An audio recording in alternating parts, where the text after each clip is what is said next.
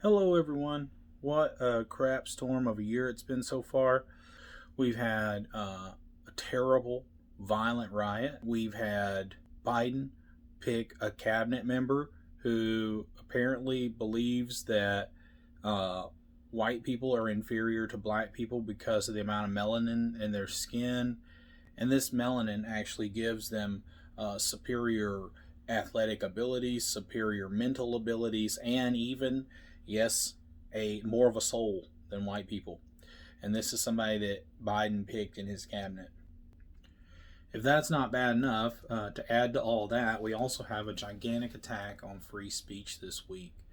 So, a lot of people are getting a lot of different stories on this. I'm noticing and talking to some of my friends, and I noticed that they have a different insight in this and into what I've seen. So, first of all, you have the president of the United States being blocked on Twitter because apparently he's violent. But if you go back and look at the videos of the things he said, I'm not saying they were all intelligent. I'm not saying they were all wonderful. But when he led the crowd down to the Capitol building, he told them actually to be peaceful. You can actually watch the whole video clip and see it. So the little segments you're getting from places like CNN and MSNBC and all these leftist news media sources, they're doing what they always do, and they're cutting segments out of what people say to make them appear to be saying something quite different. And so you have big tech censoring Donald Trump. They may not agree with Donald Trump, but there's nothing he said that's inherently evil. Now he's censored, and if they'll censor him, they can censor anybody. So I just want to go ahead and say that if you think you're safe, you're not. So then Parler gets shut down. He gets removed from the App Store, and Apple gets removed from the App Store, and Google as well. I think maybe even Google was first. I'm not sure. And then all of a sudden, Amazon comes in with the final death blow and kicks them off their servers. And the argument is that some people said violent things on there. And so Parler has a moderation system that depends on partially on manual employees manually removing things, as well as you can report things as a citizen on Parler. You can you just like you can on Facebook.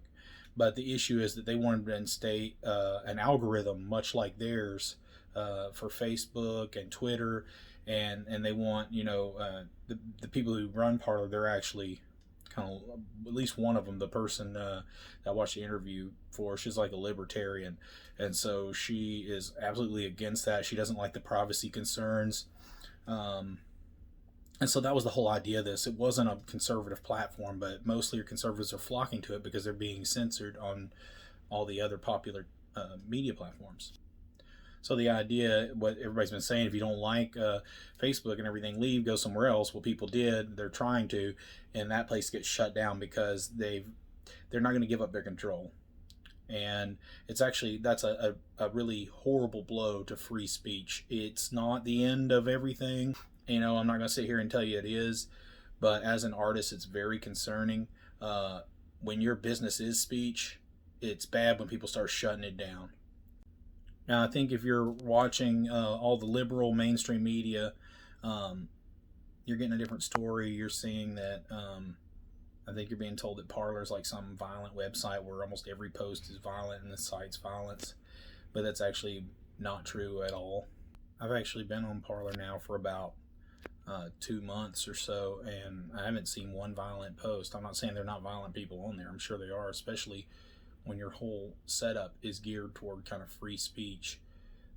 When you give people more freedom, of course people are going to flock to that, and some of them are going to take advantage of it in a negative way. And it always happens, right? That's just the way it is.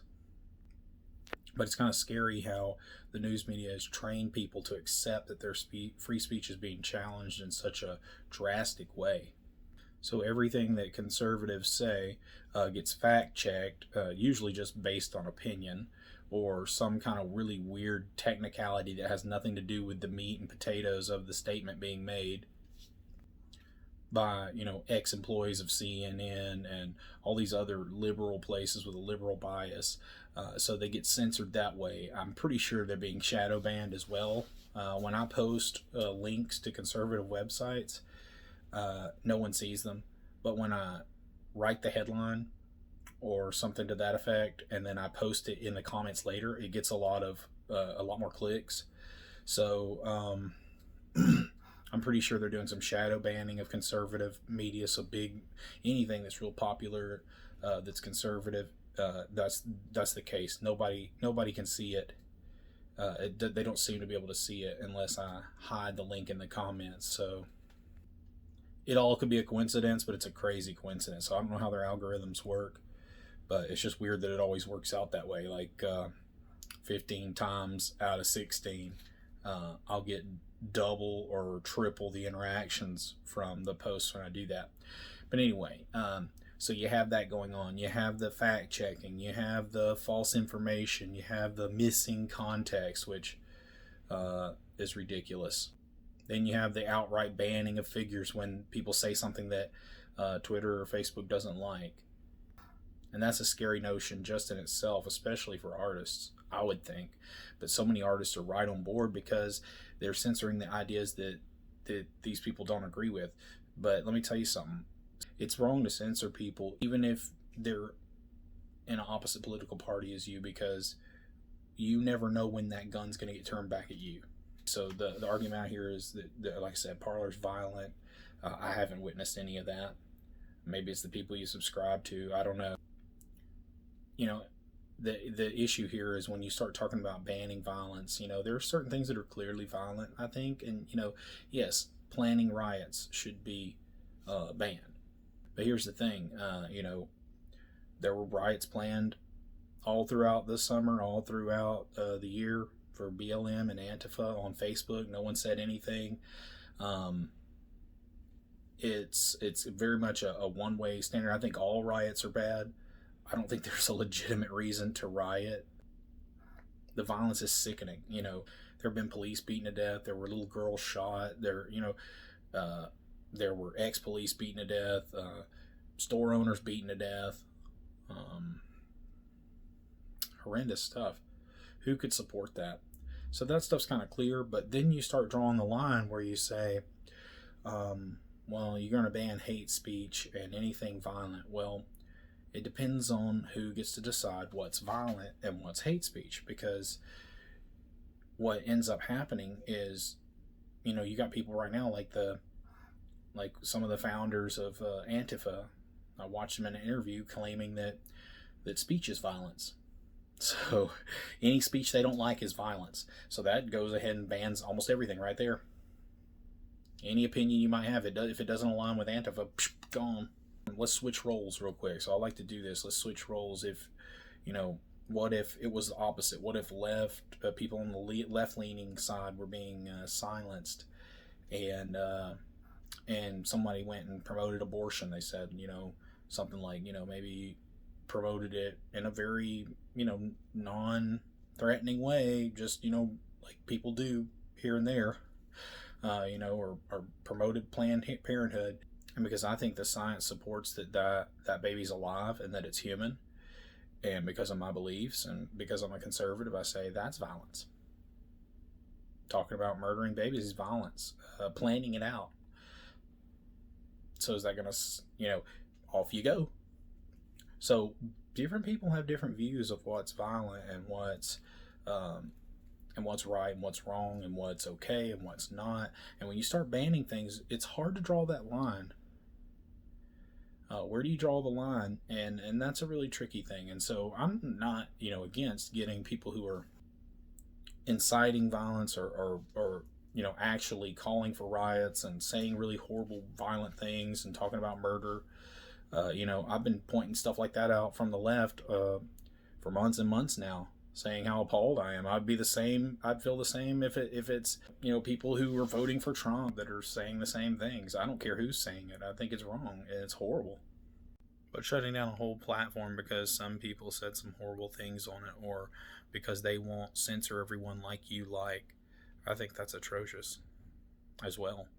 In defense of this, some take the kind of like the libertarian approach. They say, well, you can't really say anything about it because Twitter's a company, they own their servers, they own, their platform, and so you can't really tell them how to run their business.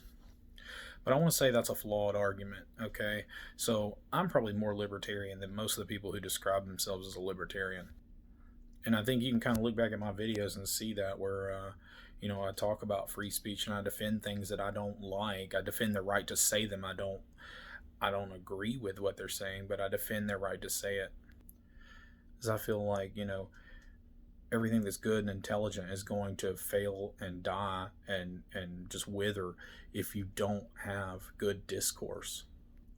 But my main argument is that it doesn't matter if they own the business or not. If you don't want to be told what to do with your business, then don't make your business revolve almost 100% around an inalienable right that is protected by our Constitution. Okay? So we have a freedom of speech in this country, and if your business is a speech platform that gives people a platform to speak on, to convey their speech, and you start censoring things you don't like or this or that, I think unfortunately for you, you just picked the wrong business. So if you don't like being told, you don't like to be regulated by the government on that, then pick something different, just like with the food industry. The food industry has to be regulated. Now, this is an iffy statement here, but the food industry isn't allowed deliberately to poison us. They can't just put straight up poison in our food. They put some very questionable things in there, but they just can't put just anything in our food. But it's their company. Why can't they do it? Why can't they do that? It's their company. Can't they poison us if they want? No, because in this country we have the right to life. And, and when you start killing people with your business, no longer is that allowed. Okay, so I think this falls in the same kind of category. Your rights as a business do not supersede my freedom of speech, my inalienable rights. Attack on free speech is an attack on artists. It doesn't matter if the people being attacked are people that you don't agree with. And, I think that's really sad that a lot of artists are overlooking this fact. When the government can start telling you what you can and can't say, is that not a huge issue with artists? Once you head down that path, you don't know where it's going to end. Okay? That's a scary notion. It's going even further than that. You just had Twitter say they removed tens of thousands of people, just multitudes of people, because they engaged in the conspiracy of QAnon. I don't know all the details of QAnon. I know it's like some kind of conspiracy about these famous rich people or something, a group of them that are mysterious, and they go around molesting children and worshiping Satan or something like that. I don't know. But all I can say, is that they're being kicked off the internet for believing that. There's no harm in believing that. Number one, they actually have some good foundation for what they believe, because it wasn't too long ago we caught Jeffrey Epstein, who was actually flying tons and tons of famous popular people around to molest children. So is it that far-fetched to think that some of them might be worshiping Satan as well? And like I said, I don't know all the details, but obviously there's something going on. It may not be that the conspiracy might not be right on every detail, but at least there's some level of validity, some little twinge of truth there somewhere. And yet Holocaust deniers are allowed to stay on there.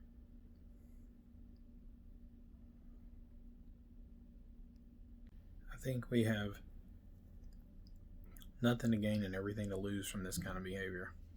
This is not a path we want to go down, and I know this is kind of a slippery slope argument, but every slippery slope argument I've made just about in the last decade has come true. So that doesn't hold a lot of weight with me to point out that fallacy anymore, because at a certain point it's just like, well, I don't like to open the door to such things.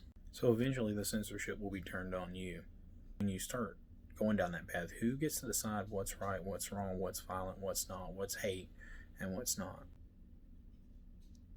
So I would just like to kind of end on these 2 points. Number one, critique is good. You don't want to remove free speech. Number one, like I said, it's an inalienable right, and it's vital.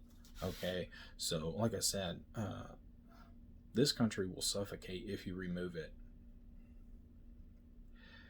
intelligent discourse and arguing about ideas and opinions, that's an awesome thing, okay?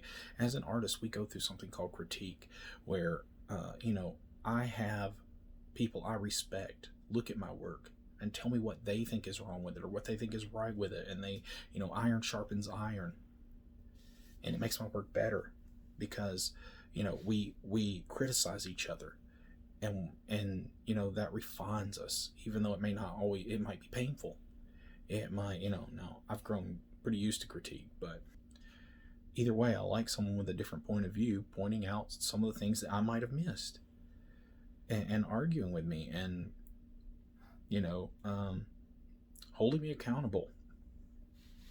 It actually makes me better. It makes my work better. And that's what intellectual discussion does to our country and for our country. Just because it's Facebook and Twitter and Amazon's company doesn't mean they can do anything they want to with it. They aren't allowed to try and take away your inalienable rights. Well, what about all the people who are refusing services to people because of their religious beliefs? Well, once again, you have a right to your religion as an inalienable right, but you don't have a right to make anybody you want to make whatever kind of cake you want. So I think that's the kind of point that I'm trying to make, is that the argument's not really legitimate. So I just wanted to comment on these things, and I wanted to kind of just give a warning about that. So artists should hang on to their free speech and defend it with everything they have. I'll just end, by paraphrasing Voltaire, I may not like what you say, but I'll defend to the death your right to say it. All right, until next time. If you enjoyed this video, like and subscribe while you still can.